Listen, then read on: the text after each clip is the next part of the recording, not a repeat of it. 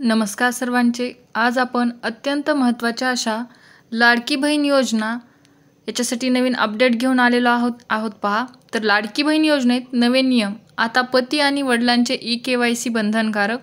तर ही सगळी ई-KYCची प्रक्रिया कशी असणार आहे, तसेच तुमच्या वडिलांचे किंवा पतीचे आधार कार्ड ई-KYC बंधनकारक कसे असणार आहे, त्याचे काही नियम आहेत का व ते कसे ई-KYCसाठी प्रोसेस करायची आहे हे आपण या पूर्ण व्हिडिओमध्ये पाहणार आहोत पहा. तर व्हिडिओ शेवटपर्यंत नक्कीच पहा. लाडकी बहीण योजनेत नवे नियम.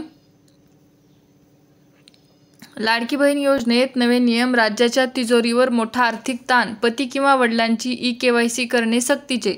विधानसभा निवडणुकीत महायुतीला मोठ्या प्रमाणावर मतं मिळवून देणाऱ्या लाडकी बहीण योजनेतील अपात्र लाभार्थ्यांची छाननी करण्यासाठी राज्य सरकारने मोठी मोहीम सुरू केली आहे.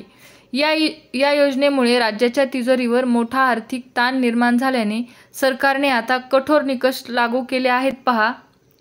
तर पती किंवा वडिलांची ई-KYC करणे सक्तीचे. विधानसभा निवडणुकीत महायुतीला मोठ्या प्रमाणावर मतं मिळवून देणाऱ्या लाडकी बहीण योजनेतील अपात्र लाभार्थ्यांची छाननी करण्यासाठी राज्य सरकारने मोठी मोहीम सुरू केली आहे.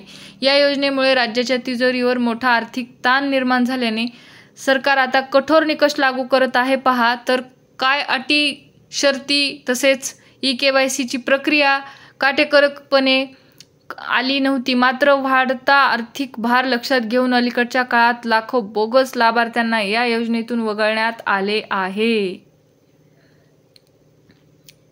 यासोबतच सरकारने आणखीन एक महत्त्वाचा नियम लागू केला असून आता योजनेतील महिला लाभार्थ्यांसोबत त्यांच्या पती किंवा वडिलांची ई-KYC करणे सक्तीचे करण्यात आले आहे. या बदलामुळे लाभार्थ्यांची संख्या आणखी कमी होण्याची शक्यता वर्तविली जात आहे. लाडकी बहीण योजनेतील नवीन अट. पती वडिलांचे उत्पन्न तपासणार सरकार. लाडकी बहीण योजनेतील लाभार्थ्यांची संख्या कमी करण्यासाठी राज्य सरकारने आणखीन एक महत्त्वाचा निर्णय घेतला आहे. तर काय आहे तो निर्णय? तर फक्त महिला लाभार्थ्यांचेच नव्हे तर त्यांच्या पती किंवा वडिलांचे वार्षिक उत्पन्न किती आहे याचीही काटेकोर चौकशी केली जाणार आहे. जर महिलेचे लग्न झाले असेल तर तिने पतीचे उत्पन्न तपासले जाईल, तर अविवाहित महिलांच्या बाबतीत वडिलांचे उत्पन्न तपासले जाईल. महिला लाभार्थ्याचे वैयक्तिक उत्पन्न कमी असले तरी कुटुंबाचे एकूण उत्पन्न 2.5 लाख रुपयांपेक्षा जास्त असल्यास संबंधित महिलेला योजनेसाठी अपात्र ठरवले जाणार आहे. तर याआधी फक्त महिलांचे उत्पन्न तपासले जात होते. बहुतांश महिला गृहिणी असल्याने त्यांचे वैयक्तिक उत्पन्न 2.5 लाखांच्या मर्यादेपेक्षा कमी असल्याचे आढळले. मात्र अनेक कुटुंबाचे मिळून उत्पन्न या मर्यादेपेक्षा जास्त असल्याचे लक्षात आल्याने सरकारने आता पती किंवा वडिलांची ई-KYC अनिवार्य आहे असे सांगितले आहे पहा.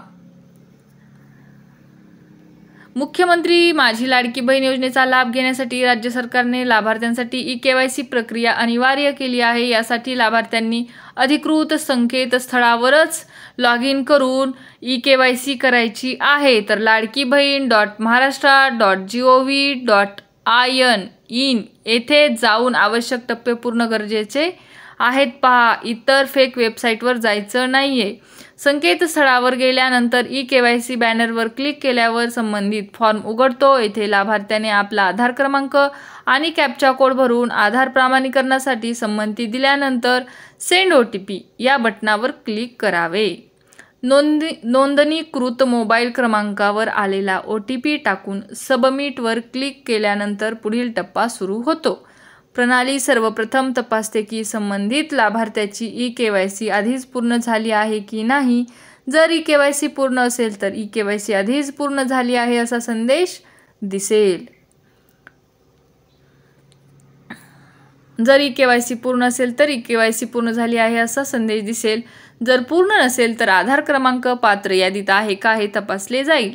आधार क्रमांक पात्र यादीत असल्यास पुढे लाभार्थ्याने पती किंवा वडिलांचा आधार क्रमांक टाकून OTPद्वारे पडताळणी करावी लागेल. त्यानंतर जात प्रवर्ग निवडणे आणि काही महत्त्वाच्या अटींची पूर्तता करणे आवश्यक आहे. या घोषणांमध्ये पुढील बाबींचा समावेश. कुटुंबातील आता ह्या काय बाबी आहेत की ज्या तुम्हाला हो किंवा नाही करायच्या आहेत. तर कुटुंबातील सदस्य शासकीय अर्धशासकीय सेवेत कार्यरत नाहीत किंवा निवृत्ती वेतन घेत नाहीत. कुटुंबातील ही झाली पहिली अट. दुसरी आहे कुटुंबातील केवळ एक विवाहित आणि एक अविवाहित महिला या योजनेचा लाभ घेत आहे. ही झाली दुसरी अट. ही झाली पहिली अट. सर्व माहिती व घोषणा सबमिट केल्यानंतर शेवटी स्क्रीनवर सक्सेस तुमची ई-के-वाय-सी पडताळणी यशस्वीरित्या पूर्ण झाली आहे असा संदेश दिसेल। तर ही आहे पहा ई-के-वाय-सीची महत्त्वाची माहिती। तर तुम्हाला पती किंवा वडिलांचे आधारसुद्धा ई-के-वाय-सी करावी लागणार आहे, तरच तुम्ही या योजनेसाठी पात्र आहात पहा। व्हिडिओ आवडला तर नक्कीच लाईक शेअर करा, तसेच चॅनलला सबस्क्राईब करायला विसरू नका। धन्यवाद।